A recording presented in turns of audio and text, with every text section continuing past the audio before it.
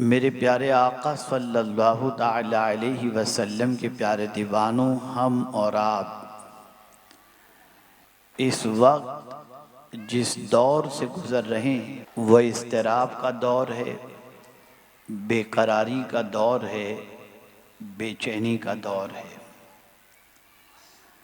शायद ही कोई ऐसा सोशल वर्कर होगा जिसके पास लोग जो मुज़तरिब हैं वो न पहुँचते हों। रोज़ाना न जाने कितने बेकरार कितने दरवाज़ों पर दस्तक देते हुए नज़र आते हैं और अपनी बेचैनी और बेकरारी का तज़किरा करके उसके इज़ाले के लिए गुजारिश करते हुए नज़र आते हैं।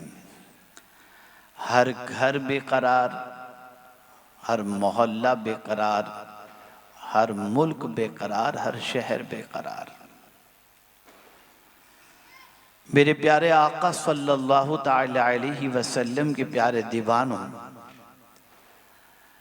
हम बहुत सारे दरवाज़ों पर जब बेकरारी की बुनियाद पर पहुँचते हैं तो कुछ ऐसे चेहरे होते हैं जो हमारी बेकरारी को अपनी मुस्कुराहट का सबब समझते हैं और कुछ ऐसे मुखलिस होते हैं जो हमारी बेकरारी पर खुद भी बेकरार हो जाते हैं।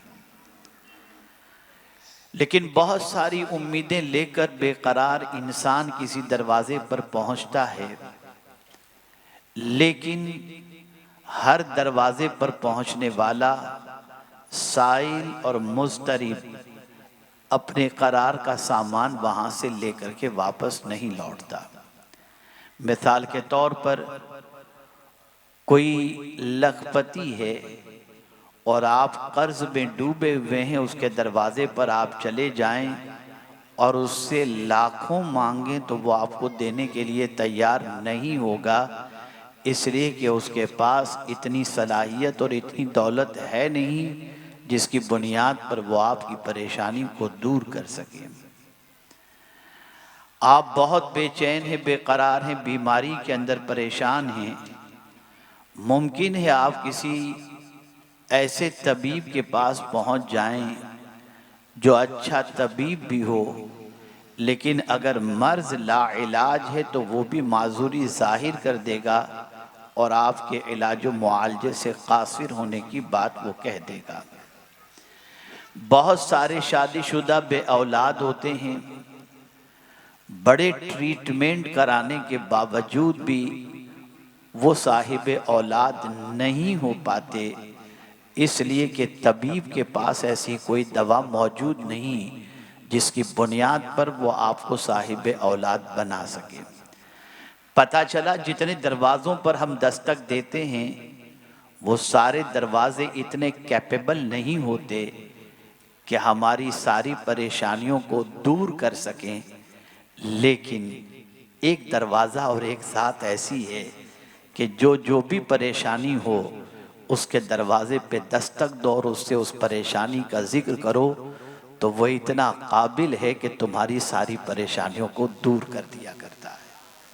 वो कौन है, वो कौन सी ज़ात है? तो अल्लाह अज़्ज़ा व जल्ल ने खुद इरशाद फरमाया, वक़ाल रब्बुकुम उदऊनी अस्तजिब लकुम, कहा ऐ मेरे रब, अल्लाह अज़्ज़ा व जल्ल ने इरशाद फरमाया तुम्हारे रब ने कहा मुझसे मांगो, तुम्हारे रब ने कहा मुझसे दुआ करो, मैं तुम्हारी दुआ को कबूल करूँगा। मेरे रब की ज़ात वो ज़ात है कि जब उससे कोई दुआ करता है तो वो अपने बंदे की दुआ को कबूल करता है, अपने बंदे की बेकरारी के मौके पर फरियाद सुनता है। इसीलिए खुद वो इरशाद फरमाता है, अम्मन युजीबुल मुत्तर्रा इज़ा दआ व यक्शिफुस्सू, कौन है जो बेकरारों की फरियाद सुनता है और उसकी मुसीबतों को दूर करता है? वो मेरे रब की ज़ात है, वो पालनहारे हकीकी की ज़ात है, वो माबूद बरहक की ज़ात है। मेरे प्यारे आका सल्लल्लाहु अलैहि वसल्लम के प्यारे दीवानों, दुनिया का इंसान किसी के पास जाता है तो उसकी पोजीशन ये होती है, वो टाइम देखता है, उसके आराम के बारे में सोचता है, कहीं ऐसा तो नहीं मैं रात के 2 बजे इसके दरवाजे पे दस्तक दूं तो उसकी तरफ से परेशानियां दूर होने की बजाय डांट डपट मिल जाए, जिल्लत मिल जाए, रुसवाई मिल जाए और उसके आराम में खलल होने की सज़ा मुझे मिल जाए। इसलिए ऐसे दरवाज़े पर आदमी रात के वक्त नहीं पहुंचता जहां वहां से उसको ज़िल्लत और रुसवाई का सामना करना पड़े। लेकिन मेरे रब की ज़ात वो ज़ात है, वो नींद से पाक है। रात के वक्त मांगो या दिन के उजाले में मांगो, जंगल में मांगो या शहर में मांगो, मछली के पेट में मांगो या गार के अंदर मांगो, हर जगह से वो तुम्हारी फरियाद सुनता भी है और तुम्हारी मुसीबतों को दूर भी करता है। दुनिया का इंसान अगर वादा करे तो मुमकिन है वो वादा खिलाफी कर दे, लेकिन रब अपना वादा सच कर दिखाता है। इन्न वअदल्लाहि हक़, बेशक अल्लाह का वादा सच्चा है। इन्नल्लाह ला युखलिफुल मिआद, बेशक अल्लाह वादा खिलाफी नहीं फरमाता। जब उसने कह दिया अल्लाह अकबर, तुम्हारा रब ये कह रहा है मुझसे दुआ करो, मैं तुम्हारी दुआओं को कबूल करूँगा, तो मेरे प्यारे आका सल्लल्लाहु अलैहि वसल्लम के प्यारे दीवानों, हमें अपनी ज़िंदगी के अंदर मुसीबतों की आमद या मुसीबतों के आमद से पहले या उसके बाद अपने रब की बारगाह में दुआ करनी चाहिए। और याद रखें मेरे प्यारे आका सल्लल्लाहु अलैहि वसल्लम के प्यारे दीवानों, रसूल गिरामी वक़ार सल्लल्लाहु अलैहि वसल्लम ने फरमाया अद्दुआ सलाहुल मुमिन, दुआ मोमिन का हथियार है। आकाए करीम सल्लल्लाहु अलैहि वसल्लम ने इरशाद फरमाया अद्दुआ मुख्खुल इबादा, दुआ इबादत का मग़ज़ है। आकाए करीम सल्लल्लाहु अलैहि वसल्लम ने फरमाया अद्दुआ हुवल इबादा, दुआ ही इबादत है। पता ये चला कि मोमिन जब हर तरफ से बेबस व बेकस हो जाए तो उसे चाहिए कि वो दुआ का सहारा ले, कोशिशें करे, अपनी बिस्यार पर अपनी बिसात पर वो मेहनत व मशक्क़त करे, लेकिन दुआ न छोड़े। इसलिए कि याद रखें अगर कोई बंदा अल्लाह की बारगाह में दुआ करता है, वो दुआ करने वाला अल्लाह की बारगाह के अंदर मुअज़्ज़ज़ है, मुकर्रम है। अल्लाह के बंदों के अंदर जो बंदे अल्लाह के नज़दीक मुकर्रम हैं, उन मुकर्रम बंदों के अंदर अल्लाह उन बंदों को शामिल फरमाता है जो अल्लाह से दुआ करते हैं। मेरे प्यारे आका सल्लल्लाहु ताला अलैहि वसल्लम के प्यारे दीवानों, आप ज़रा देखें दुनिया का इंसान किसी इंसान से मांगे तो जलील हो जाता है, लेकिन दुनिया का इंसान खुदा से मांगे तो मौला की निगाहों में मुअज़्ज़ज़ बन जाया करता है। आप ज़रा सोचो अल्लाह अज़्ज़ व जल्ल की बारगाह के अंदर जब कोई दस्ते सवाल दराज करता है, जब कोई दुआ करता है तो रब्बे कदीर जल्ल जलालहू का गजब ठंडा हो जाता है, और अगर कोई दुआ नहीं करता तो परवरदिगार गजबनाक हो जाता है। ये इतना बड़ा हो गया, ये इतना मुतकब्बिर हो गया, ये इतना मुझसे बेनियाज हो गया कि मुझसे मांगने में शर्म महसूस करता है, झिझक महसूस करता है, हिचकिचाहट महसूस करता है। क्या मैं इसकी ज़रूरतों को पूरा करने वाला नहीं? क्या मैं इसकी मुसीबतों को दूर करने वाला नहीं? क्या मैं इसकी तकलीफों को दूर करने पर कादिर नहीं? अल्लाह अकबर।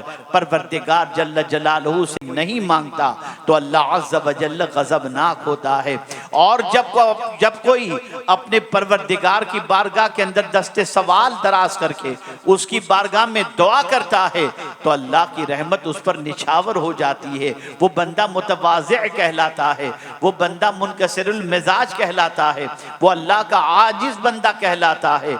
मेरे प्यारे आका सल्लल्लाहु अलैहि वसल्लम के प्यारे दीवानों, जब इंसान बेशुमार ऐसी मुसीबतों में घिर जाता है जिन मुसीबतों से निकलने का उसे कोई रास्ता नजर नहीं आता, जिन मुसीबतों से निकलने के लिए उसे कोई राह नजर नहीं आती, तो फिर वो मुख्तलिफ किस्म के हरबे इस्तेमाल करता है, फिर वो जादू टोने के सहारे लेता है, फिर न जाने गलत तरीके से अपने प्रॉब्लम के सॉल्यूशन के सिलसिले में आबरू बेचता और दौलत निछावर करता नजर आता है। लेकिन मैं कुरान की रोशनी में 2-4 आयतों के जरिए आपको समझाना चाहूँगा और मुसीबत थोड़ी आपके सामने पेश करूँगा, और उन मुसीबतों में अल्लाह ने दुआ के जरिए उन मुसीबतों को किस तरीके से टाला आपको बताऊँगा, ताकि आपके अंदर भी दुआ करने का जज्बा पैदा हो जाए, अल्लाह की बारगाह में मांगने का जज्बा पैदा हो जाए। मेरे प्यारे आका सल्लल्लाहु तआला अलैहि वसल्लम के प्यारे दीवानों, आइए मैं आपको समझाऊं। हजरत इब्राहिम अलैहिस्सलातु व तस्लीम की हयात तैयबा को देखें तो आपको पता चलेगा हजरत इब्राहिम अलैहिस्सलाम अल्लाह के खलील हैं, अल्लाह के फरिश्तादा पैगंबर हैं, लेकिन आग के अंदर हजरत इब्राहिम अलैहिस्सलातु व सलाम को डाला जा रहा है। अल्लाह अकबर, आप जरा सोचें कसूर क्या था? कसूर सिर्फ इतना था कि आप अल्लाह की तरफ बुलाते थे, माबुदाने बातिल की परस्तिश से रोकते थे, एक अल्लाह की बारगाह में जबीन नियाज झुकाने की दावत देते थे, सच्चाई की तरफ दावत दे रहे थे, खुद भी सच्चे थे और सच्चाई की तरफ दावत देते थे।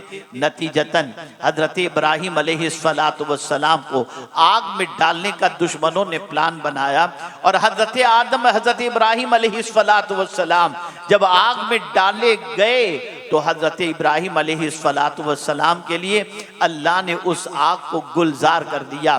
फिर उसके बाद हजरत इब्राहिम अलैहिस्सलातु वस्सलाम वहां से निकल जाते हैं, वो शहर छोड़ देते हैं और महसूस करते हैं कि यहाँ दीन का काम डिफिकल्ट है, यहाँ तौहीद की तरफ बुलाना मुश्किल है, यहाँ पर अल्लाह की तरफ दावत देने में कई मुसीबतों का सामना होगा।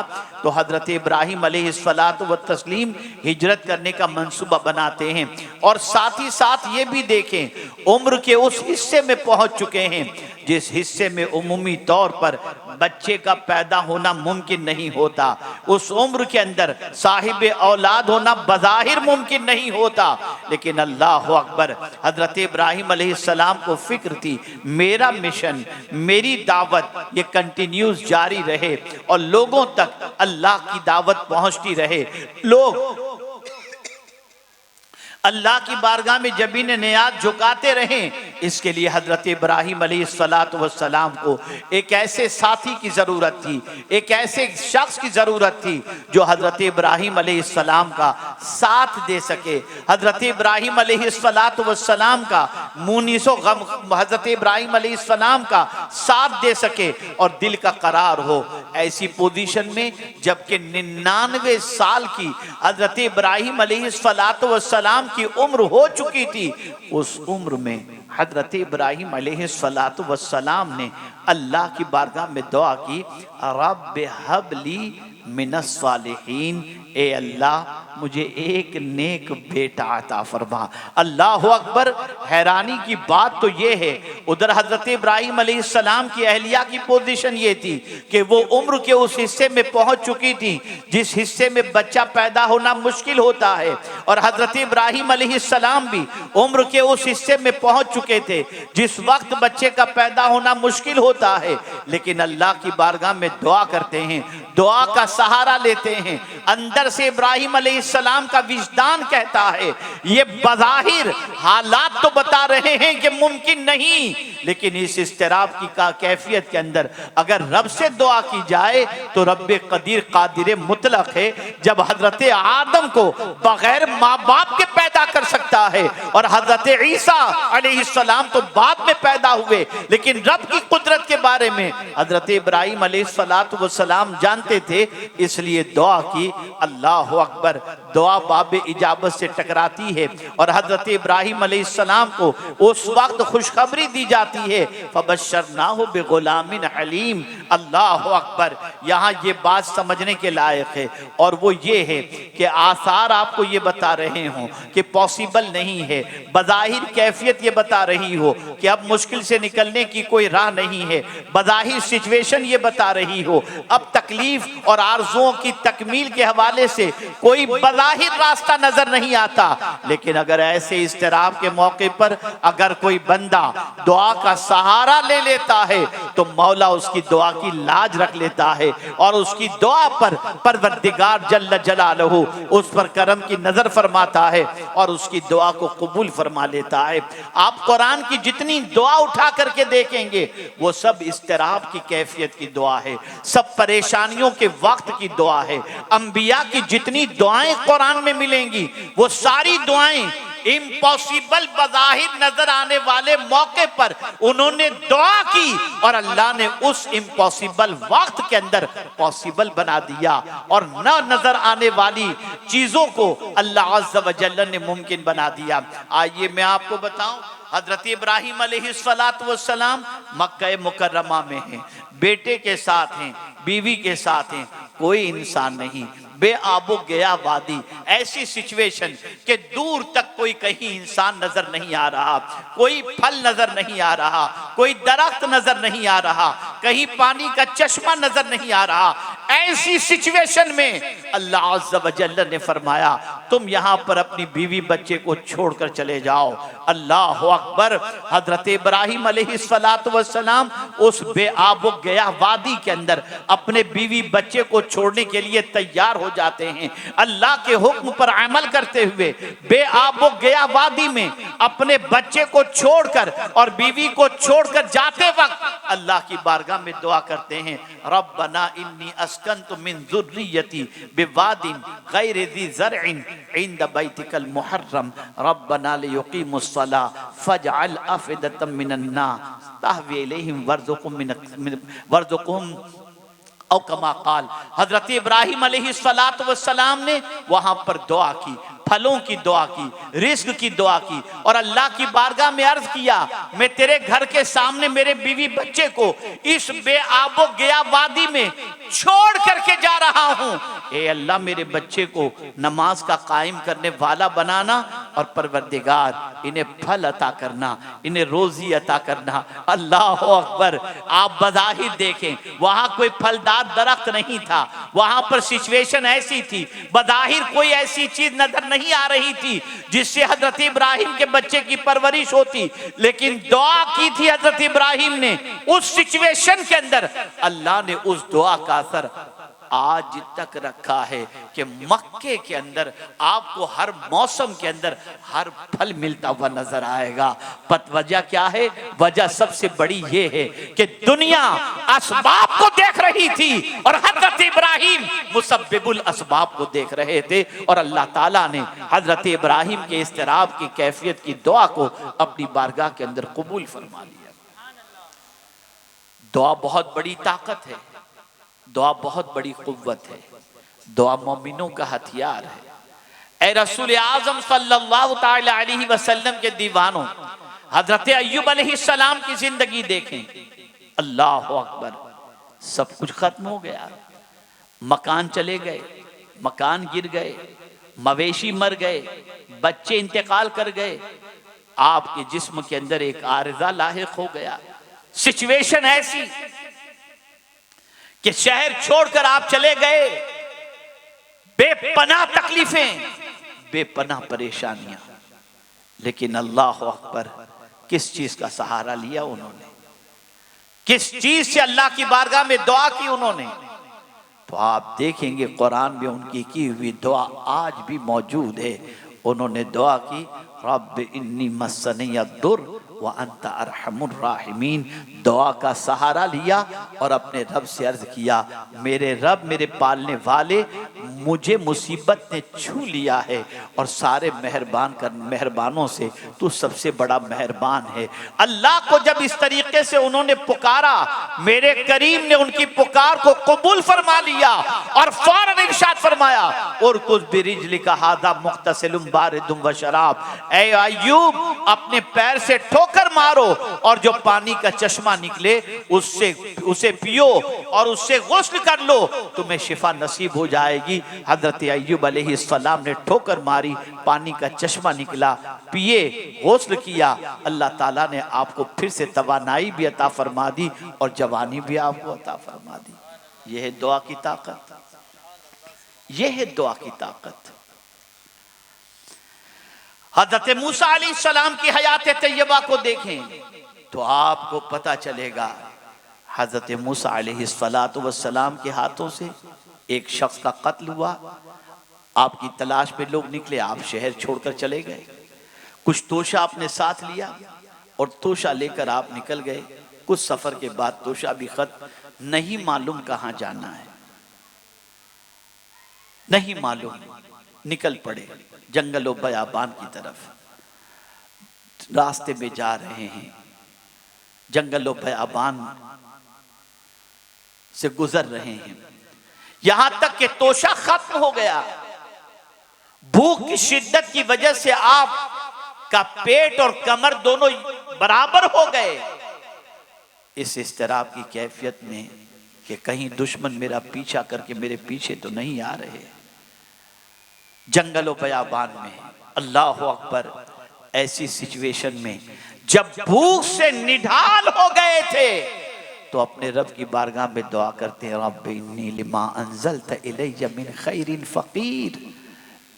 जैसे ही ये दुआ की, फरिश्तों ने मदियन पहुंचा दिया और मदियन के अंदर अल्लाह ताला ने उनका रिस्क का जरिया भी अता फरमा दिया और मुस्तकिल सुकूनत का जरिया भी अल्लाह ने पैदा फरमा दिया। याद रखें और अच्छी तरीके से याद रखें, दुआ के अंदर अल्लाह ने बड़ी ताकत रखी है, दुआ में अल्लाह ने बड़ी कुव्वत रखी है। दुआ अल्लाह अज़्ज़ा व जल्ल की बारगाह के अंदर बहुत अहमियत रखती है। मेरे प्यारे आका सल्लल्लाहु अलैहि वसल्लम के प्यारे दीवानों, कुरान का उसलूब देखें और समझें आप किस तरीके से अल्लाह ने दुआ की अहमियत बताई। इब्तिदा आयत की किस तरीके से की, वइज़ा सअलका इबादी अन्नी फ़इन्नी करीब। पहले फरमाया मेरे महबूब, जब तुमसे मेरे बंदे मेरे बारे में पूछें कि मैं कहाँ हूं, फ़इन्नी करीब, तो कहना मैं बहुत करीब हूं, मैं करीब हूं। पता चला अल्लाह का पता बताने वाली जात का नाम है मोहम्मद अरबी सल्लल्लाहु अलैहि वसल्लम। कुरान कहता है जब तुमसे मेरे बारे में मेरे बंदे पूछें तो कहो मैं करीब हूं। और ये कहने के बाद फौरन फरमाया, उजीबु दावत दाई इज़ा दान। जब दुआ करने वाला मुझसे दुआ करता है, मैं उसकी दुआ को कबूल करता हूं। पता चला वो इतना करीब है कि तुम जहां से भी पुकारो वो तुम्हारी पुकार को सुन लिया करता है और तुम्हारी दुआओं को कबूल कर लेता है।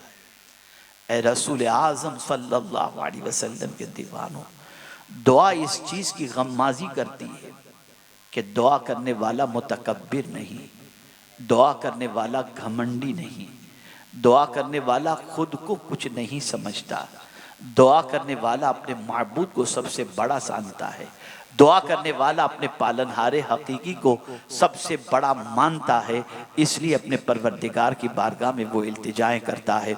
मेरे प्यारे आका सल्लल्लाहु अलैहि वसल्लम के प्यारे दीवानों, हज़रत अब्दुल्ला इब्न उमर रदी अल्लाह तआला अन्हुमा से रिवायत है कि रसूल आज़म सल्लल्लाहु अलैहि वसल्लम ने इरशाद फरमाया कि जब कोई बंदा दुआ करता है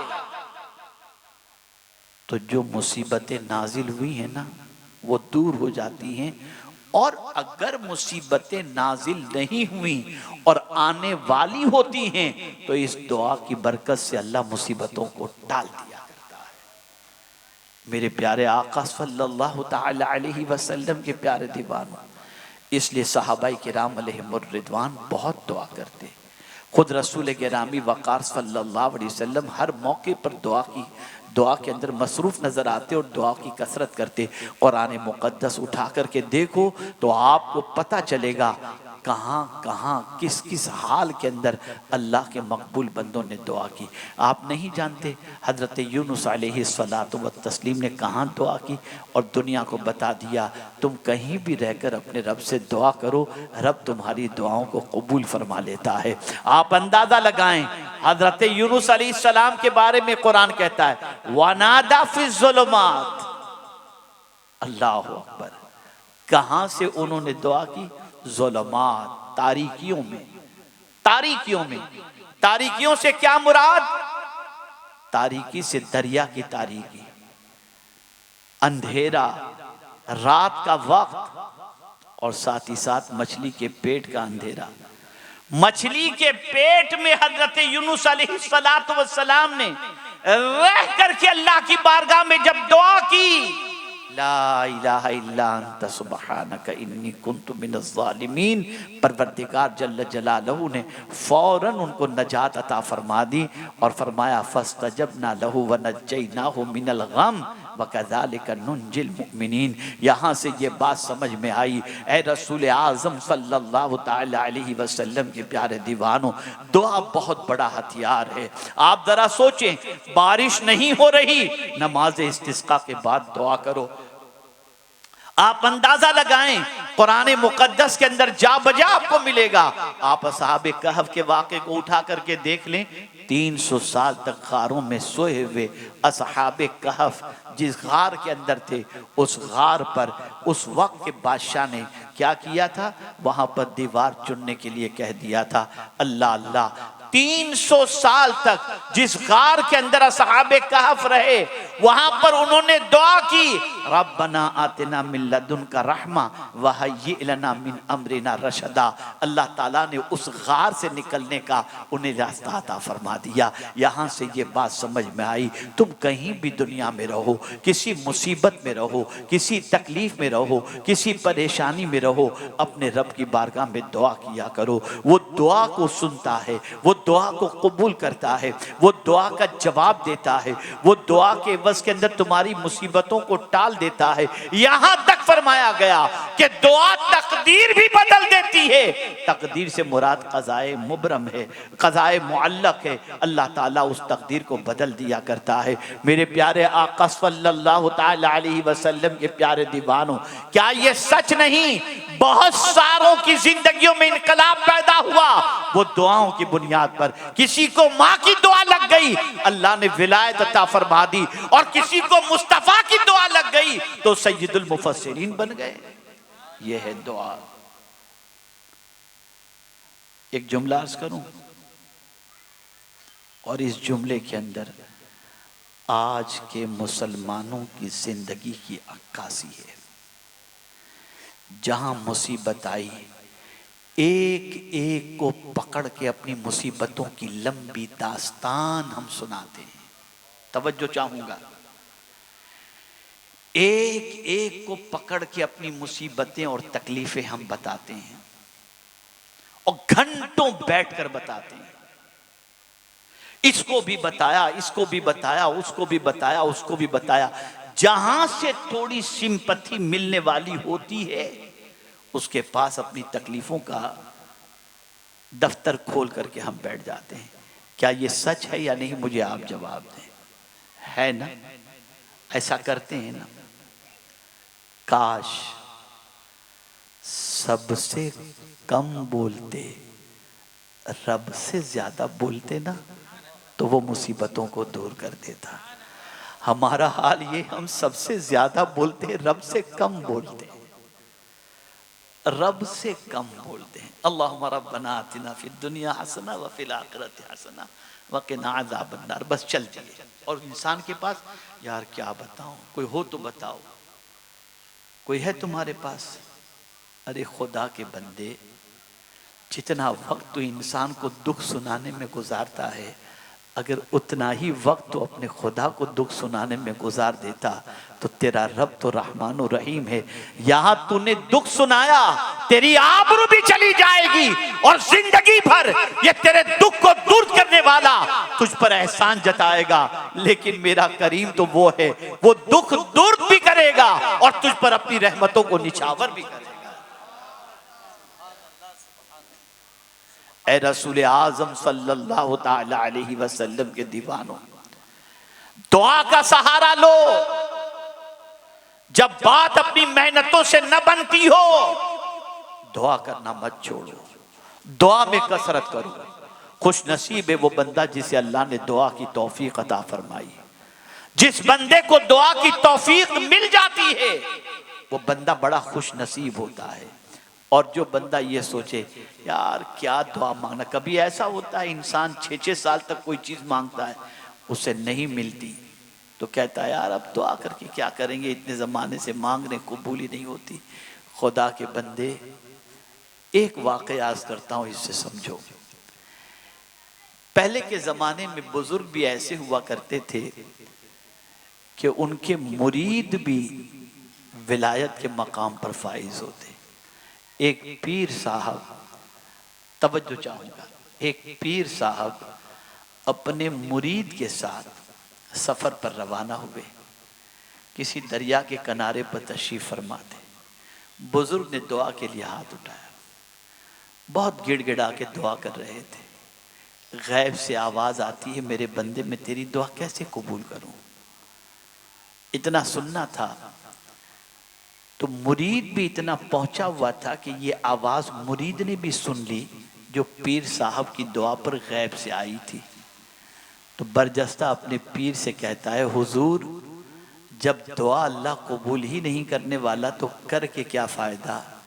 अब पीर साहब का जवाब सुनो। इरशाद फरमाते हैं, बेटे कोई और खुदा हो तो बता जिससे मैं मांगू, कोई और खुदा हो तो बता। कहा नहीं, खुदा तो एक ही है। कहा फिर उसका जवाब क्या हमको देखना, हमारा काम उससे मांगना है। अल्लाह को ये अदा पसंद आ गई। उसी वक्त जवाब आया, बंदे आज के बाद तो जिसके लिए दुआ करेगा तेरी दुआ हम कबूल कर लिया करेंगे। मायूस मत हो, मायूस की वादियों से निकलो, मांगो। रात की तारीकी में मांगो, दिन के उजाले में मांगो। दुआ मांगने के अंदर बखीली न करो। खुदा की कसम, मस्जिदों के अंदर हम जब अपनी आवाम को देखते हैं तो अक्ल दंग रह जाती है। दुआ कर रहे हैं, आसमान को देख रहे हैं, पंखे को देख रहे हैं, हाथ घुमाया चलते बन गए। ये दुआ का तरीका क्या ऐसे रब से मांगा जाता है? आइए मैं आपको बताऊं कैसे रब से मांगा जाए। कुरान ने क्या तरीका बताया रब से मांगने का। कुरान कहता है, उदउ रब्बकुम तदर्रुअन व खुफिया इन्नहु ला युहिब्बुल मुअतदीन। अल्लाह फरमाता है तुम अपने रब से किरियोजारी करते हुए मांगो, रोते हुए मांगो, आहिस्ता मांगो, हद से गुजरो नहीं। अपने रब से गिरियोजारी करते हुए मांगो। क्या कभी अपने घर के अंदर अपने बच्चों को तुमने देखा नहीं कि जिस बच्चे को जरूरत होती है, प्यार से मांगने पर हम बच्चे को कोई चीज नहीं देते, लेकिन बच्चा जब रोना शुरू कर देता है तो हमारी रहमत उंडेल पड़ती है, उमड़ पड़ती है, और हम बच्चे से कहते अच्छा बेटा चुप हो जा, तुझे क्या चाहिए बता, हम उसकी झोली भर देते हैं। अरे एक बच्चा रोए तो बाप आंसू नहीं देख सकता, एक बंदा रोए तो खुदा उसके आंसू को कैसे देख सकता है? वो तो रहमानुर रहीम है। मांगो आहोजारी के साथ, मांगो गिरियोजारी के साथ, मांगो गिड़गिड़ा करके मांगो। वो बंदों की दुआओं को कबूल करता है, वो बंदों की दुआओं को कबूल फरमाता है।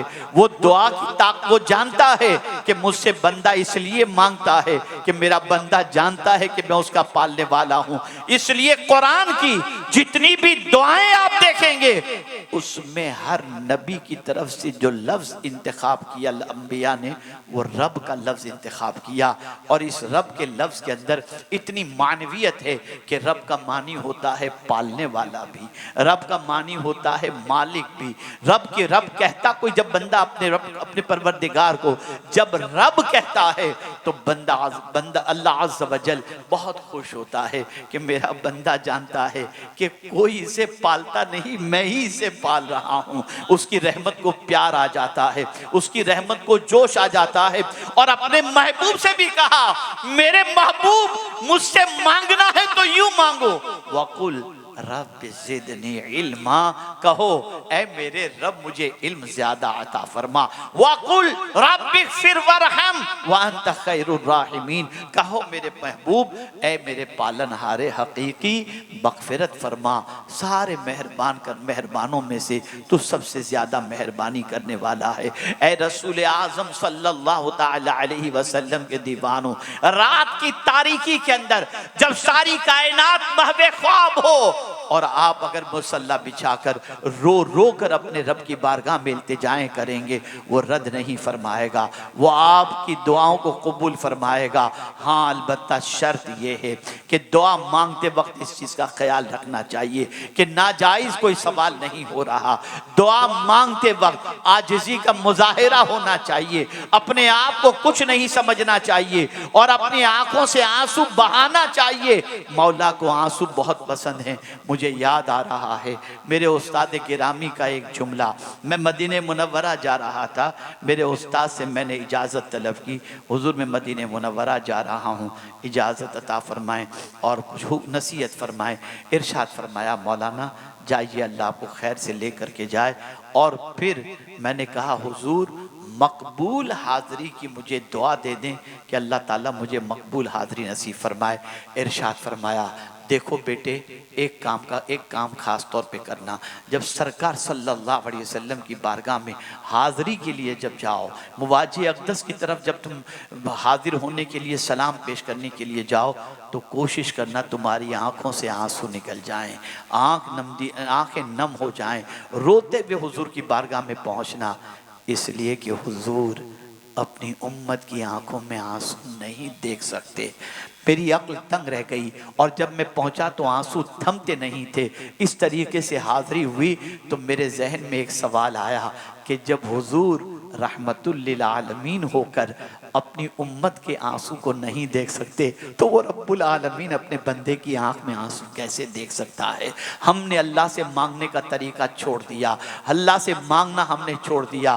आप कहीं ये न सोचें कि मैं औलिया किराम के तवस्सुल से मांगने का कायल नहीं या रसूल आज़म के तवस्सुल से मांगने का कायल नहीं। बिल्कुल मांगें, लेकिन एक बात का ख़ास तौर पर ख्याल रखें, अपने रब से मांगने की आदत बनाएं, अपने रब से दस्ते सवाल रब की बारगाह के अंदर दस्ते सवाल दराज फरमाएं। यहाँ तक कि सरकार सल्लल्लाहु अलैहि वसल्लम ने किसी से न मांगने पर जन्नत की बशारत भी अता फरमाई। तो एक सहाबी का हाल ये था कि उनके घोड़े की लगाम भी नीचे गिर जाती तो किसी से कहते नहीं थे कि उठा करके दो, खुद नीचे उतर जाते और उठा लिया करते थे। अल्लाह अकबर। और मैंने खुद हुज़ूर मुफ्ती आज़म हिंद अलैहि रहमत व रिज़वान के हवाले से पढ़ा है कि अल्लाह अकबर, हुज़ूर मुफ्ती आज़म हिंद अलैहि रहमत व रिज़वान का हाल ये था कि एक मरतबा ऐसा हुआ 3 दिन तक वो खाना नहीं खाए, 2 या 3 रोज़ तक उन्होंने खाना नहीं खाया। वजह क्या थी? वजह ये थी घर में कोई फंक्शन था, लोग कामों में मसरूफ़ थे और मसरूफ़ होने की वजह से लोग हुज़ूर मुफ्ती आज़मीन अलैहिर्रहमा से पूछना भूल गए कि आपने खाना खाया या नहीं खाया। और हुज़ूर मुफ्ती आज़मीन अलैहिर्रहमा की आदत थी किसी से मांगते नहीं थे, किसी से मांगते नहीं थे, तो खाना भी उन्होंने किसी से नहीं मांगा। बाद में ख्याल आया ये तो मांगते ही नहीं हैं, इसलिए बाद में उनको खाना अता किया गया और अपनी गलती का एहसास हुआ। याद रखें मेरे प्यारे आका सल्लल्लाहु तआला अलैहि वसल्लम के प्यारे दीवानों, अल्लाह अज़्ज़ व जल्ल से मांगने की आदत रखो। तो एक तरीका तो ये बताया गया, उदउ रब्बकुम तदर्रुअन व खुफिया, अपने रब से आहोजारी के साथ मांगो, आहिस्ता से मांगो। और इसी के साथ कुरान में एक दूसरे मकाम पर फरमाया, वलिल्लाहिल अस्माउल हुस्ना फदऊहु बिहा। अल्लाह अकबर, अल्लाह के बहुत सारे अच्छे नाम हैं, उन नामों से अल्लाह अज़्ज़ व जल्ल से दुआ करो। अल्लाह अकबर। मेरे प्यारे आका सल्लल्लाहु अलैहि वसल्लम के प्यारे दीवानों, अल्लाह का नाम रहमान भी है, अल्लाह का नाम जव्वाद भी है, अल्लाह का नाम रहीम भी है, अल्लाह का नाम करीम भी है, अल्लाह का नाम सत्तार भी है। मेरे प्यारे आका सल्लल्लाहु अलैहि वसल्लम के प्यारे दीवानों, अल्लाह के सारे नाम अच्छे हैं। ये आयत करीमा कब नाजिल हुई जानते हैं आप? इस आयत करीमा के नुज़ूल की वजह यह है कि अबू जहल ने जब रसूल आज़म सल्लल्लाहु अलैहि वसल्लम कभी अल्लाह फरमाते, अल्लाह कहते और कभी रहमान कहते, तो अबू जहल कहता कि ये तो मोहम्मद सल्लल्लाहु अलैहि वसल्लम 2 खुदाओं को खुद ही पुकारते हैं, कभी अल्लाह कहते हैं कभी रहमान कहते हैं। तो फरमाया गया अल्लाह के बहुत सारे अच्छे नाम हैं। अल्लाह अकबर। उन नामों में से किसी भी नाम से अल्लाह को पुकारो और उससे दुआ करो। मेरे प्यारे आका सल्लल्लाहु अलैहि वसल्लम के प्यारे दीवारों, फरमाया गया अगर कोई शख्स दुआ से पहले या अरहमर राहिमीन, या अरहमर राहिमीन, या अरहमर राहिमीन 3 मर्तबा अगर कहता है तो उसके बाद अल्लाह की बारगाह में दुआ करता है, तो जिस तरीके से, समझने समझाने के लिए, जिस तरीके से आदमी किसी के कान में जाकर के कोई बात कहे तो वो बंदा तो गौर से सुनेगा ना।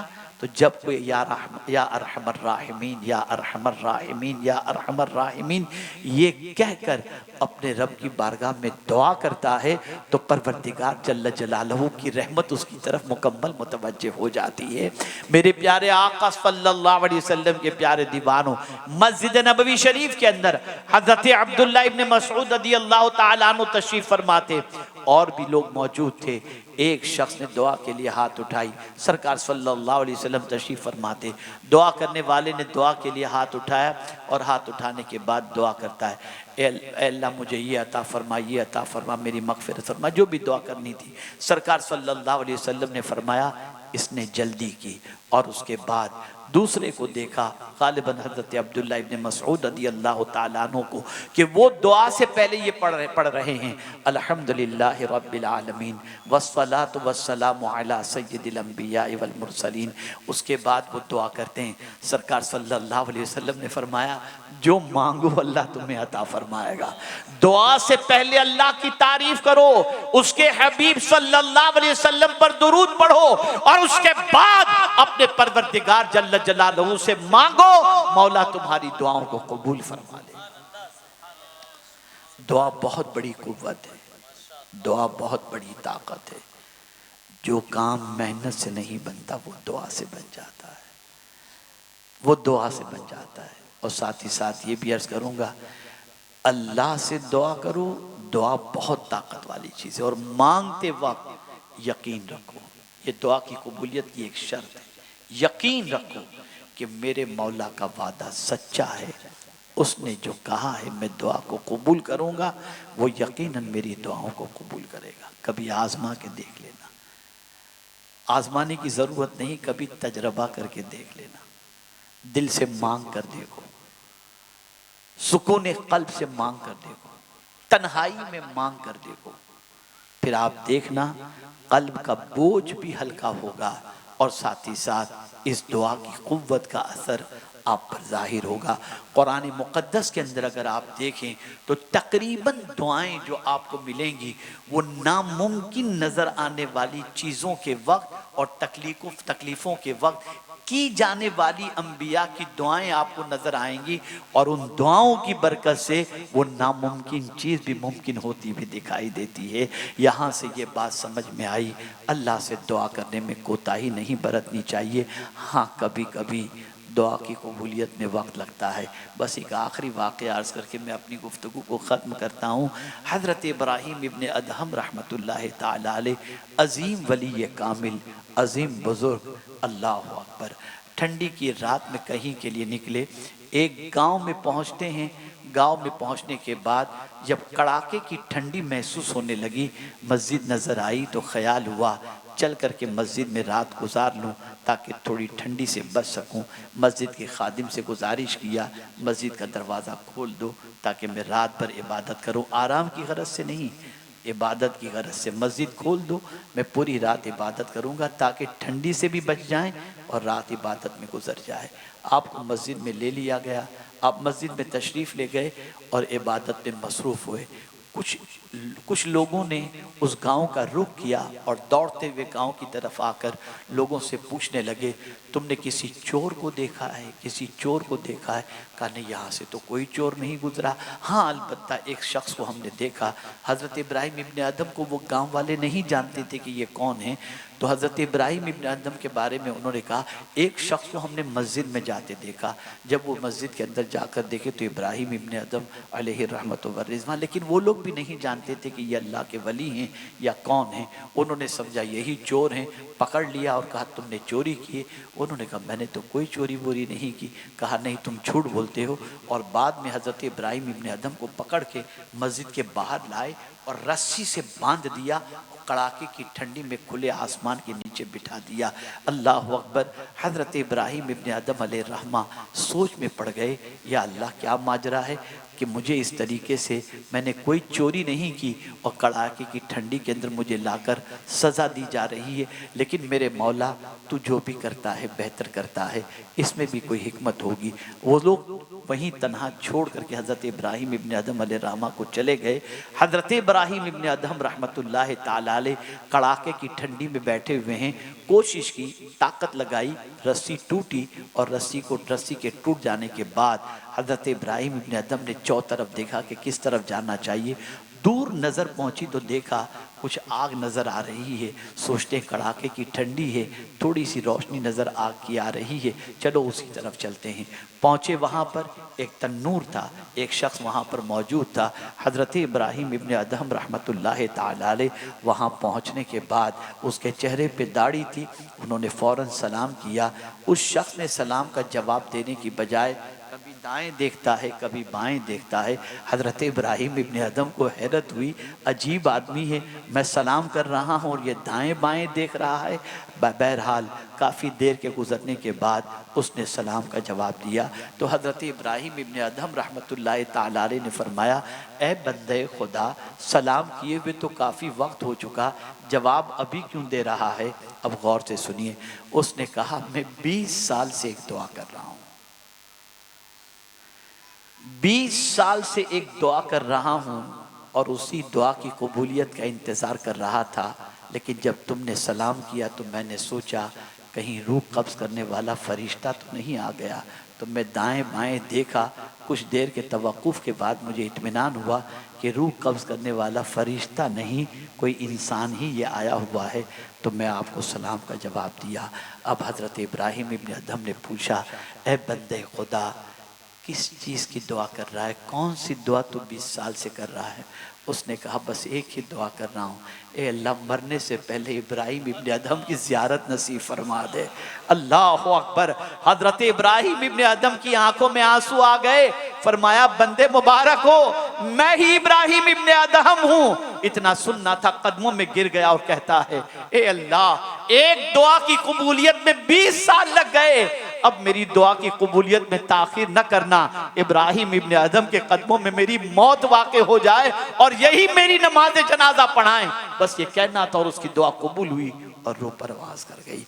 आप सोचें, किसी की दुआ की कबूलियत के लिए अल्लाह कितने प्रोसीजर करता है, किस तरीके से। अगर वो मैदान में न आते, वहाँ तक न पहुँचते, और दुआ करने में 20 साल लग गए।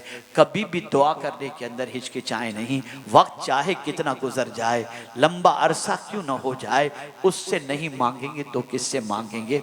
उसके हबीब के तवस्सुल से मांगे, औलिया के तवस्सुल से मांगे, गौसे पाक के तवस्सुल से मांगे। अल्लाह अज़्ज़ व जल्ल करम की नज़र फरमाएगा। रसूल रहमत सल्लल्लाहु अलैहि वसल्लम के सदके में रहमत भरी नजर होगी। दुआ बहुत बड़ा सहारा है। जहां किसी से काम नहीं बनता, वहां दुआओं से काम बन जाया करता है। तो मेरे प्यारे आका सल्लल्लाहु अलैहि वसल्लम के प्यारे दीवानों, दुआ बहुत बड़ी ताकत है, बहुत बड़ी ताकत है। मेरा ये जुमला जिंदगी भर के लिए याद रख लेना। अगर इस जुमले को आपने दिल में किरा बांध ली और इस पर आपने अमल किया, बरकतें दुनिया में भी इंशाअल्लाह देखेंगे और आखिरत में भी। जुमला ये है, मखलूक से कम बोलो, खालिक से ज्यादा बोलो। मखलूक से कम बोलो, खालिक से ज्यादा बोलो। इधर उधर अपनी दुख भरी दास्तान सुनाने की बजाय परवरदिगार की बारगाह में दुख भरी दास्तान सुनाओ। कुरान मुक़द्दस में हज़रत याकूब ने यही तो कहा, इन्नमा अश्कु बस्ती व हुज़्नी इलल्लाह। अल्लाह अकबर। मैं तो अपनी शिकायत और अपना गम अपने रब को सुनाता हूँ। अल्लाह अकबर। ए रसूल आज़म सल्लल्लाहु अलैहि वसल्लम के दीवानों, हाँ, आप ये न सोचिएगा कि अल्लाह ताला ने अंबिया और औलिया की दुआओं में तासीर नहीं रखी। यकीनन अल्लाह ने उनकी दुआओं में तासीर रखी है। लेकिन मेरे प्यारे आका सल्लल्लाहु अलैहि वसल्लम के प्यारे दीवानों, हम अगर अल्लाह के वलियों की बारगाह में भी जाते हैं तो उनके तवस्सुल से मांगते हैं, उनके वसीले से मांगते हैं कि वो अल्लाह के मुकर्रब बंदे हैं। उनके सदक़े में अल्लाह दुआओं को कबूल फरमाता है। दुआ इबादत का मग़ज़ है, दुआ मोमिन का हथियार है। ये ऐसा हथियार है कि जब अल्लाह की बारगाह में कोई दुआ करता है, अल्लाह अज़्ज़ व जल उस दुआ करने वाले को पसंद भी फरमाता है। सुन लो, दुआ इबादत का मग़ज़ है और दुआ करने वाले को अल्लाह इज्जत अता करता है। मैंने दुआ के हवाले से तकरीर की, मुझे इत्तफाक से अभी याद आया कि बाज़ दिन और रात और बाज़ मकामात अल्लाह अज़्ज़ व जल्ल ने और बाज़ अफराद अल्लाह अज़्ज़ व जल्ल ने ऐसे रखे हैं कि वहाँ दुआ करने की वजह से, उस वक्त दुआ करने की वजह से और उसकी दुआओं की वजह से अल्लाह रब्बुल इज़्ज़त जल्ल जलालहू करम की नज़र फरमाता है और उसकी दुआ को कबूल फरमाता है। मिसाल के तौर पर जुमातुल मुबारका में एक ऐसी घड़ी आती है कि उस वक्त दुआ की जाए तो अल्लाह दुआ को कबूल फरमाता है। सैयदतुन निसा खातून जन्नत फ़ातिमा ज़हरा रदी अल्लाह तआला अन्हा फरमाती हैं, वो दुआ का वक्त जुम्मा को असर से मगरिब के दरमियान का वक्त है कि उस वक्त जो दुआ की जाए अल्लाह दुआ कबूल फरमाता है। शबे जुम्मा अल्लाह अज़्ज़ व जल्ल दुआओं को कबूल फरमाता है। इसी तरीके से मकाम मुस्तजाब पर अल्लाह दुआओं को कबूल फरमाता है।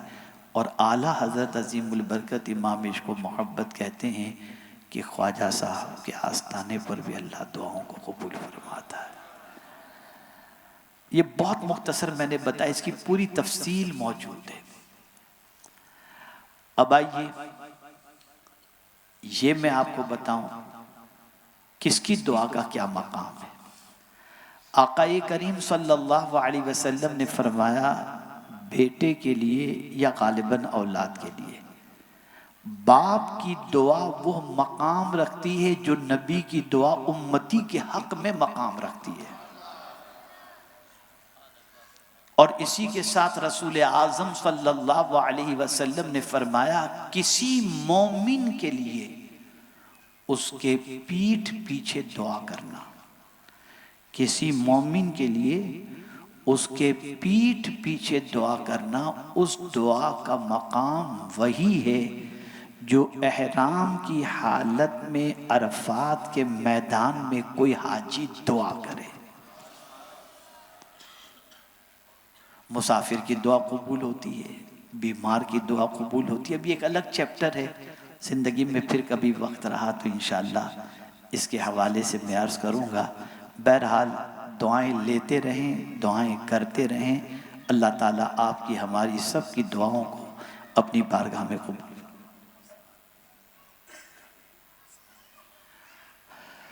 मेरे प्यारे आका सल्लल्लाहु अलैहि वसल्लम के प्यारे दीवानों, हमारे देरी ना साथी बल्कि को फाउंडर सुन्नी दावत इस्लामी के अलहाज उस्मान ज़रोदर वाला साहब, जो बानियान सुन्नी दावत इस्लामी में से हैं और जिनका इंतकाल अभी गुज़िश्ता से पेवस्ता जुम्मा को मस्जिद में मरकज़ इस्माइल अभी मस्जिद में जुम्मा के वक्त सुन्नतें अदा करने के बाद हुआ।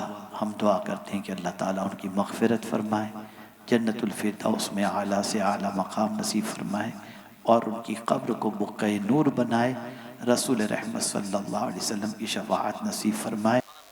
मेरे प्यारे आका सल्लल्लाहु अलैहि वसल्लम के प्यारे दीवानों, इन्हीं कलिमात खैर पर मैं अपनी गुफ्तगू को ख़त्म करते हुए आपको एक दावत दूँगा। खुदा के बंदो, ज़िंदगी गफलत में गुजर चुकी, न जाने कितना वक्त हमने किन कामों में खपाया हमें नहीं मालूम। हमारी ज़िंदगी का एक दिन का अगर हम हिसाब लें और सोचें अल्लाह के लिए कितना वक्त गुजारा और दुनिया के लिए कितना वक्त गुजारा, तो मैं समझता हूँ हमारे एक दिन के हिसाब के अंदर हमारी हालत ख़राब हो जाएगी। खुदा के बंदो, दीन सीखो, अल्लाह अज़्ज़ व जल्ल के फ़रामीन पर अमल का जज्बा अपने अंदर पैदा करो। बेचैनी दूर होगी, बेकरारी दूर होगी। इस तरह की वादियों से गुजरो, इस तरह की वादियों से निकलोगे। मैं जिस इलाके में इस वक्त तकरीर कर रहा हूँ, इसी इलाके के नौजवान वादी नूर में बहुत बड़ी जिम्मेदारी को निभाते हैं। मैं उन साथियों को मुबारकबाद पेश करता हूँ जो वहाँ पर जिम्मेदारी को वादी नूर में निभाते हैं। मुझे हैरत होती है अपनी कौम के ऊपर, बहुत अफसोस होता है, बहुत अफसोस होता है, इतना अफसोस होता है कभी कभी हमारे सुन्नी भाइयों पर कि मैं बता नहीं सकता। अल्लाह अकबर। आज अगर 3 रोज़ा वादी नूर में इज्तिमा हो रहा है तो हमारी कौम दुआ के वक्त आती है। अगर मेहनत के बगैर आप सिर्फ अज्र हासिल करने के लिए पहुंच जाएंगे तो कैसे होगा। आप ज़रा सोचो, दूर दराज के लोग 24-24 घंटे का सफ़र करके सनीचर की सुबह को मैदान के अंदर पहुंच जाते हैं दीन सीखने के लिए। धूप में बैठते हैं, पिंडाल में बैठते हैं, दीन सीखते हैं, और करीब रहने वाले मज़े कर रहे होते हैं, आराम से रहते हैं। क्या आपके पास अपने रब के दीन के लिए, अल्लाह और उसके रसूल के फरमान को सुनने के लिए 2 दिन भी नहीं है? अगर नहीं है तो मैं आपके हवाले से ये कहने पर मजबूर हो जाऊंगा कि मुझे अफसोस है कि दावे मोहब्बत इलाही और दावे मोहब्बत रसूल, इसके अंदर आप ईसार के जज्बे से खाली होकर किस तरीके से अपने दावे की सदाकत को साबित कर सकेंगे। तो मेरी गुजारिश है, इस मर्तबा मेरी ख्वाहिश है कि आप सिर्फ इतवार के रोज़ दुआ में न पहुँचे, बल्कि आप सनीचर को किसी भी सूरत में दोपहर तक वादी नूर पहुँच जाएं, और पहुँचने के बाद इतवार की रात तक वहाँ पर रहें। मैं वादी नूर के हवाले से 2 लोगों को जानता हूँ। अभी चूंकि मेरी उम्र की वजह से मैं पूरे मैदान का जायज़ा लेने नहीं निकलता, लेकिन मैं उन 2 बंदों को जानता हूँ जो जुमा की रात को औरतों के इज्तिमा के इख्तिताम के बाद वादी नूर में आकर के बैठ जाते, और दोनों अपने हाथों में तस्बीह लेकर जुमा की रात को खुले मैदान में वो तस्बीह लेकर के पूरी रात जो है अल्लाह की बंदगी के अंदर, नमाज के अंदर, दुरूद शरीफ के अंदर, इस्तिग़फ़ार में गुजारते। दिन में वो पिंडाल के अंदर आ जाते, फिर रात को वापस पिंडाल के बाहर बैठ जाते और कहते थे हम गरीब हैं, क्या करें, हमें वो इबादत की लज्जत जो कहीं और मिलनी चाहिए थी वो नहीं मिल पाती, तो हम यहीं बैठ करके उस इबादत की लज्जत और मज़े को हासिल करते हैं। और हमें यकीन है कि यहाँ पर इतने लोगों के साथ मिलकर अल्लाह की बंदगी और अल्लाह का जिक्र करेंगे, किसी एक की वजह से तो अल्लाह ताला हमारी टूटी फूटी इबादत को कबूल फरमा लेगा। इस जज्बे से लोग आते हैं। लेकिन हमारे बहुत सारे नौजवान, धूप लगती है, नीचे बैठना पड़ता है, अफसोस, 100,000 अफसोस। ये सुन्नियत, ये रसूल आज़म सल्लल्लाहु अलैहि वसल्लम की मोहब्बत की बात, ये दावा इश्क़ रिसालत माब सल्लल्लाहु अलैहि वसल्लम 2 दिन अपने नबी की मोहब्बत में नहीं दे सकते। इतनी भी कुर्बानी का जज्बा आपके अंदर नहीं होना तो ये चाहिए। ये भिवंडी जहां पर, अगर मैं ये कहूं तो गलत ना होगा, कि हमने बहुत सारी तकरीरें यहाँ पर की हैं, कमोबेश 30-35 साल से हम यहाँ बोलने के लिए आते हैं। यही नहीं बल्कि अल्हम्दुलिल्लाह रब्बिल आलमीन, आपकी ज़रूरतें जो हैं, इल्मी ज़रूरतें, जिस्मानी ज़रूरतें, उसकी तकमील का सामान भी यहाँ पर है। आपकी बच्चियाँ आलिमा बनना चाहती हैं, इदारा मौजूद, हाफिज बनना चाहते हैं, इदारा मौजूद, स्कूल पढ़ना चाहते हैं, इदारा मौजूद, इलाज कराना चाहते हैं, यहाँ पर डे केयर हॉस्पिटल मौजूद, सब कुछ आपको सुन्नी दावत इस्लामी ने दिया है। क्या उसके इज्तिमा के लिए आपके पास 2 दिन नहीं? आपको तो ये करना चाहिए कि आपके पूरे मोहल्ले के अंदर, पूरे इलाकों के अंदर, हर जगह से आपके यहाँ से जुमा की रात ही को लोग निकल जाएं और वहाँ जाकर के मैदान के अंदर क़याम करें। सनीचर भी रुकें, इतवार भी रुकें, और फिर आप देखिएगा जब वहाँ से लौट करके आप आएंगे ना, तो आपकी ज़िंदगी के अंदर सिवाय सुरूर के और कोई चीज़ नहीं होगी, खुशी की और कोई चीज़ नहीं होगी। क्या मैं उम्मीद कर सकता हूँ कि आप तशरीफ़ लाएंगे इंशाअल्लाह? जवाब जैसा चाहिए वैसा नहीं मिल रहा है। इंशाअल्लाह आपने आना भी है, लाना भी है। आप में बहुत सारे ऐसे होंगे जिनको अल्लाह ने दौलत से नवाजा है। आप अपने इलाकों से बसों का इंतज़ाम कीजिए। तारीख याद रखिएगा, 12, 13, 14 दिसंबर कौन सी तारीख है? बोलिए। आने वाले महीने की 12। 12वीं तो याद रहेगी, 12वीं तो भूल नहीं सकते। 12वीं कौन गुलाम रसूल भूलेगा? तो 12 दिसंबर को औरतों का इज्तिमा और 12 की रात ही को आप यहाँ से सफ़र शुरू करें और 13 को भी वहाँ पर रहें और दुनिया को बता दें कि ज़मीन पर आज भी गुलामान रसूल कम नहीं है, गुलामान रसूल की तादाद बहुत ज़्यादा है। साबित करें आप में से जिस किसी को अल्लाह ने नवाजा है, अपने इलाकों से फ्री में बसें निकालें। आपकी दौलत इस राह के अंदर खर्च होगी। इस दौलत का बदला जब अल्लाह आपको देगा तो रखने की जगह आपके पास नहीं होगी। इसलिए कि अपने सफ़र पर खर्च करो तो अल्लाह बहुत नवाजता है, तो राह खुदा में खर्च करोगे तो अल्लाह कितना अता फरमाएगा। तो मैं उम्मीद करता हूँ आप दोस्त अहबाब मुताल्लिकीन और जितने भी मुख्तलिफ़ इलाक़ों से आज ये जम्मे गफ़ीर यहाँ पर गुफ्तगू सुनने के लिए हाजिर है, वो यहाँ से जाएंगे, दोस्त मिलकर के ग्रुप बनाएं, भाई अपने थोड़ा थोड़ा पैसा डालते हैं, अपने यहाँ से फ्री में बस का इंतज़ाम करते हैं, लेके पहुँचो, लोगों को लेके पहुँचो। आप ज़रा सोचो, बस के अंदर बैठते वक्त दुरूद शरीफ पढ़ना उसने शुरू किया, बॉम्बे मुंबई पहुँचने तक अगर उसने 5000 दुरूद शरीफ भी पढ़ लिए तो लाने वाले को और खर्च करने वाले को अल्लाह कितना अजर अता फरमाएगा और हुजूर सल्लल्लाहु अलैहि वसल्लम कितने खुश होंगे। तो मैं आपको दावत देता हूँ 12, 13, 14 दिसंबर वादी नूर के लिए। 12 को अपने घर से ख़वातीन को भेजें और 12 की रात को पहुँच जाएं या 13 की दोपहर तक पहुँच जाएं, दोपहर में पहुँच जाएं। 13 और 14 2 दिन आप वादी नूर में गुजारें और नूर की बरसात में नहाने की कोशिश करें। अल्लाह ताला मुझे आप सबको तौफीक नसीब फरमाए। व मा अलैना इल्लल बलागुल मुबीन। अस्सलामु अलैकुम व रहमतुल्लाहि व बरकातहू। थोड़ी देर तशरीफ़ रखें। हज़रत के अलावा अल्हम्दुलिल्लाह मेहमान उलमा किराम। क्या मैं उम्मीद कर सकता हूँ कि आप सनीचर को भी इज्तिमा में आएंगे? यार फिर जैसा जवाब चाहिए वैसा नहीं मिल रहा है। इंशाअल्लाह कौन सी तारीख को? 13 दिसंबर याद रहेगा ना। 12 को 12वीं की निस्बत से अपने घर की ख़वातीन को भेजें और आपको 13 को जाकर वापस नहीं आना। 13, 14 दिसंबर दोनों दिन वादी नूर में रहना। रहेंगे ना इंशाअल्लाह। अस्सलामु अलैकुम व रहमतुल्लाहि व बरकातहू।